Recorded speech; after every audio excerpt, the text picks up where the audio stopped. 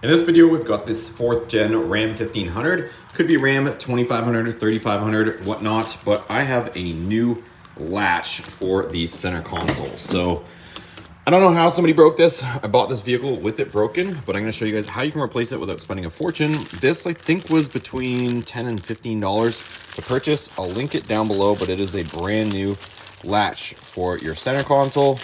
Again, I don't know how you break this, but it just is plastic. So somebody decided to break it off, previous owner, on this vehicle. So I'll show you guys the broken one right here.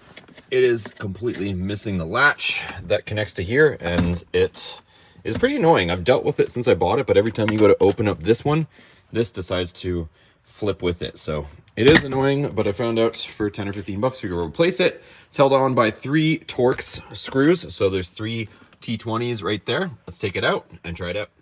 All right, so the 3 screws are removed, so this should hopefully pop off, I believe. Okay, so you actually have to open the lid in order to get it out, because the lid latches onto this latch. So I was wondering why it wouldn't come off, and that is why. And then we can put this back in place. We'll throw our 3 screws back in. Okay, so new latch is in place. So this one should hopefully latch to that, and it does. So now this can function. Get this. Holy, you got stuff everywhere. There we go. So now I have a normal center console where I can open each one respectively. Heck yeah, you guys, something so simple. It's kind of nice to be able to repair. So like I said, this one broke. No idea how somebody snapped that off, but it's as simple as that. So I'll link it down below for you guys.